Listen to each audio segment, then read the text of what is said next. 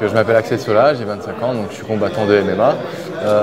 Ma particularité dans le sport, en fait, c'est que j'ai un gros parcours amateur où j'ai accumulé plein de combats. Donc on fait plus de combats en amateur qu'en professionnel. Donc durant ces compétitions qui étaient internationales où on représente son pays, j'ai eu l'opportunité de gagner plusieurs titres lors des tournois.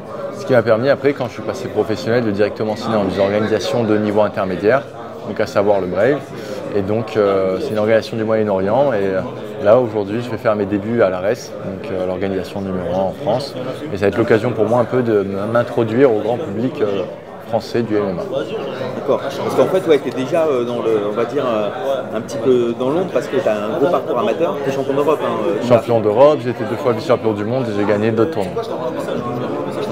Et comment ça s'est passé pour toi? Est-ce que dès le départ c'était le but de faire un gros parcours en amateur? Alors pas du tout, en fait je voulais faire mes débuts pro, mais l'année où j'ai voulu faire les débuts pro, pour différentes raisons, j'ai eu 3 combats qui ont été annulés, donc 3 fois mon début pro ne s'est pas fait. Et arrivé l'opportunité de participer au championnat du monde de MMA amateur en 2017 et j'y suis allé et j'ai eu la chance de finir 2e, ce qui m'a permis en fait par la suite de continuer les compétitions en amateur. Et c'est une super expérience parce que ça m'a permis de faire face à différents profils de combattants, des lutteurs, des boxeurs, des combattants complets. Donc j'ai eu des victoires, des défaites et d'expérimenter différentes phases et vraiment apprendre toutes ces phases du MMA, quoi. Tu viens de quoi toi comme background sportif? Alors comme origine plutôt français et après comme background sportif. Donc j'ai fait du karaté quand j'étais petit, mais je faisais du tennis et j'ai surtout fait beaucoup de hockey en compétition, donc pas grand chose à voir avec les sports de combat. Et après j'ai voulu faire un sport où la victoire ou la défaite dépendent que de moi. Du coup, comme j'aimais déjà les sports de combat, le MMA s'est naturellement présenté à moi et j'ai saisi la chose. Le hockey, ouais, c'est déjà un sport de combat, non? Il y a des, Oui, alors après moi je faisais du roller hockey parce que l'équipe de Nice de glace était moins forte que l'équipe de roller et comme j'aimais bien gagner, du coup je jouais dans l'équipe de roller. Tu as toujours été compétiteur? Voilà, j'ai fait de la compétition depuis petit, donc je sais ce que c'est. Comment tu trouves le MMA aujourd'hui en France? Est-ce que c'est justement le circuit amateur, vraiment ça explose? Alors autant le circuit amateur que le circuit professionnel en France, ça explose. Le marché français du MMA de manière globale est en train de monter. D'ailleurs les grandes organisations le savent et veulent investir dans le pays par rapport à ça. Donc ouais, je pense qu'on a un beau futur pour le MMA français. Puis, qu'est-ce qui t'attire là-dedans? Qu'est-ce qui, toi, te motive? Parce que c'est vachement de sacrifices quand même par rapport à d'autres sports. Je pense qu'effectivement, il y a bon espoir que ça soit un très grand sport en France, ça me semble évident, mais quand même, il faut tenir sur la longueur. Voilà, pour vivre à côté, trouver des moyens, enfin s'arranger. Et tout. Bon, déjà la pratique elle-même est très stimulante, c'est-à-dire que c'est un sport où il y a beaucoup de choses à apprendre, où c'est très amusant à pratiquer en fait, c'est comme une partie d'échec grandeur nature. Après par ailleurs, de manière générale, s'engager dans un processus de maîtrise dans une activité, là il se trouve que c'est du MMA, mais ça pourrait être de la musique, ça pourrait être quoi que ce soit d'autre, en fait c'est très enrichissant.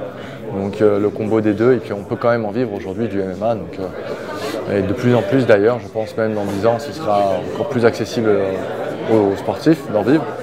Donc voilà, tous ces facteurs réunis font que j'ai eu envie de continuer là-dedans et d'en faire mon activité principale. Tu peux nous présenter ton adversaire et comment tu as préparé le combat? Okay. Donc mon adversaire il s'appelle César Arzemandia, donc c'était un peu compliqué parce que j'ai eu changé 6 fois d'adversaire depuis janvier. Donc je ne devais pas forcément combattre à l'ARES depuis janvier, mais bon, il y a eu des blessures, c'est pas fait. J'ai eu des adversaires qui ont pull out, j'ai des dates qui ont été annulées. Et donc mon adversaire s'est présenté à moi assez tardivement dans la préparation. Bon, mon adversaire c'est un UFC vétéran, donc il est à l'UFC. C'est un adversaire qui sait combattre en droitier, en gaucher, il est capable de lutter. Néanmoins, je ne pense pas qu'il soit capable de me déborder sur les phases de sol et de lutte. Et même si toutefois il arrive, je pense que j'ai suffisamment d'outils pour remonter, pour reprendre le dessus sur ces échanges où j'ai pu commencer en retard et me faire déborder. Donc je pense que j'ai tous les outils, toutes les armes pour dominer et offrir une belle prestation aux spectateurs. Comment tu définirais ton style et à quel niveau tu veux le faire, comment tu veux le faire évoluer, sur quoi tu bosses? Ok, donc moi je suis un combattant très complet, et le problème d'être combattant très complet, c'est que du coup il faut bosser surtout pour être le plus complet possible. Donc là j'aimerais atteindre un très gros niveau de lutte, un très gros niveau de boxe, un très gros niveau de sol. Donc je m'entraîne comme un acharné pour y arriver. Donc après sur le striking, la particularité c'est que je suis très léger sur les épaules, sur les appuis, sur mes pieds. Et donc voilà, c'est très léger, c'est très fluide. j'essaie de prendre mon adversaire de vitesse. Donc voilà. Tout à l'heure, on a parlé de dopage et tout. D'accord.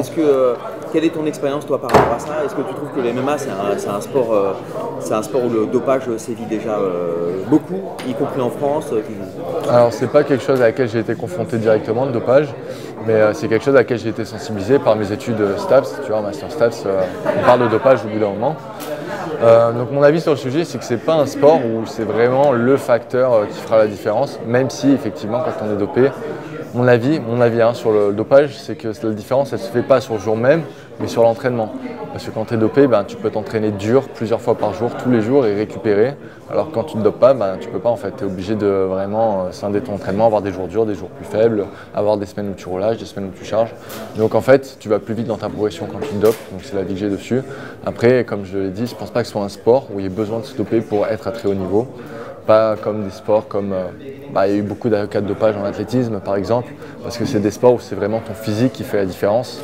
Au bout d'un moment, techniquement, c'est tellement peu développé par rapport à un sport que le MMA, que c'est vraiment ton physique, ta capacité à gérer de la force et ton endurance qui va faire que tu mets l'écart avec les autres. Donc c'est des sports à mon avis où le dopage il a vraiment un plus gros impact sur la performance que le MMA.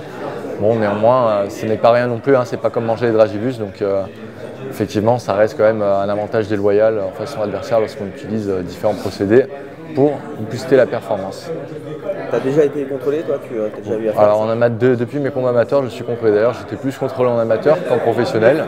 Mais après, je pense que ça dépend d'une fédé à l'autre, donc on verra la reste. Mais dans la fédé dans laquelle j'étais auparavant, le contrôle de dopage n'était pas aussi exigu qu'il a pu être en amateur. Donc oui, j'ai été contrôlé plein de fois. L'amateur, ça cartonne pas mal. Il y a pas mal de compétitions un peu partout et tu as même dans beaucoup de galas, tu as des combats amateurs. Et il y a la question du sport olympique, enfin des Jeux Olympiques. Il y a des rumeurs comme quoi ça pourrait être soit le kick, parce qu'ils veulent kicker justement la boxe anglaise des Jeux Olympiques pour 2028 à Los Angeles. Et il serait question de faire entrer un autre sport de combat, donc soit le kickboxing, soit le MMA. Tu penses que c'est envisageable ou pas, le MMA au JO c'est envisageable. Après, le choix il va pas se faire sur la rationalité. C'est-à-dire qu'aujourd'hui, le MMA, il n'y a pas photo, c'est le sport de combat le plus populaire. Donc c'est clair que si un sport de combat qui doit arriver aux JO, ça devrait être le MMA. Mais c'est pas là-dessus que ça se joue à mon avis. Après, c'est une affaire de lobbying et de copinage. Et ça, on en est bien loin et on n'en a aucune idée de comment ça se trame et comment ça se met en place, ce genre de choses. Tu connais bien l'IMAF, toi justement, tu penses que l'IMAF s'est bien positionné pour justement faire émerger le MMA comme discipline? L'IMAF a l'avantage d'avoir réussi à être l'organisation numéro 1 internationale de MMA amateur. Donc c'est-à-dire qu'elle s'est imposée comme la référence de MMA de compétition internationale. Après, je pense qu'il y a encore des progrès à faire pour que vraiment, il y aura toujours des progrès à faire, mais pour que vraiment la fédération elle soit professionnelle dans l'amateurisme. Donc, mais le sport se développe et aussi dans l'IMAF ça se développe. Donc j'ai bon espoir qu'un jour on voit le MMA au JO et que l'IMAF soit le porte-étendard. Okay. Je te remercie. Merci à toi. Et puis je te souhaite un bon combat. Un pur combat. Juste le cutting. Tu pèses combien? Enfin, t'es un gros cutter toi ou pas? Alors je combattais à 77, donc j'ai fait 5 combats professionnels, j'ai gagné les 5 combats, je combattais à 77, mais c'était très facile pour moi de faire 77. C'est-à-dire que si tu veux, la semaine de combat, je mangeais des burgers. Le jour du cut, j'allais faire un petit workout, j'y étais. Donc il a fallu descendre à 70 kg. Et donc ça peut être un peu impressionnant comme ça, mais je peux monter jusqu'à 85 kg hors combat si je mange de manière totalement débridée. Donc c'était super intéressant. Donc j'ai d'abord testé à l'entraînement, voir si j'y arrivais. J'y suis arrivé à l'entraînement. Donc là je l'ai refait et c'était relativement facile au final de faire le poids. Et c'était super intéressant parce que j'ai dû apprendre beaucoup de choses sur la nutrition et le corps humain pour pouvoir le faire de manière en harmonie avec la santé, tu vois, parce que si t'es pas en mode santé, tu peux pas performer. Et donc c'était enrichissant comme expérience. Donc moi j'ai encore des progrès à faire parce que maintenant il faut un temps assez conséquent pour y arriver. Et au fur et à mesure, je vais pouvoir réduire ce temps-là pour le condenser le plus possible dans la limite du nécessaire et éviter d'avoir à couper la nourriture un peu trop tôt et de rendre le cut plus accessible, plus facile. Et vraiment c'est cool. Donc j'ai appris plein de choses sur le corps humain et la physiologie par ce processus. Par contre, qu'est-ce que je suis moche à 70 kg. Ah là là là là là là. Ouais, j'ai les joues qui se creusent, je suis maigre. Mais bon, ça fait partie du truc. Et puis je pense qu'au fur et à mesure que je m'améliorais, toujours un peu plus la classe les Fight Week. Et tu fais un rebond de combien là Bon, je pense le max que je pense j'atteindrai, ce serait 80 kg. D'accord. Mais j'ai pas perdu beaucoup d'eau, j'ai perdu 2 kg d'eau. Donc 2 kg d'eau. T'as bien fait le travail avant. En fait, j'ai fait un peu de corde à sauter avec un pull, j'ai fait 40 minutes de sauna, j'y étais quoi, tu vois. Donc, mais un rebond de 10 kg quand même. Un rebond de 10 kg parce qu'en fait, ce qui se passe, c'est que d'un coup, on se met à manger beaucoup de sel au moment de la recharge.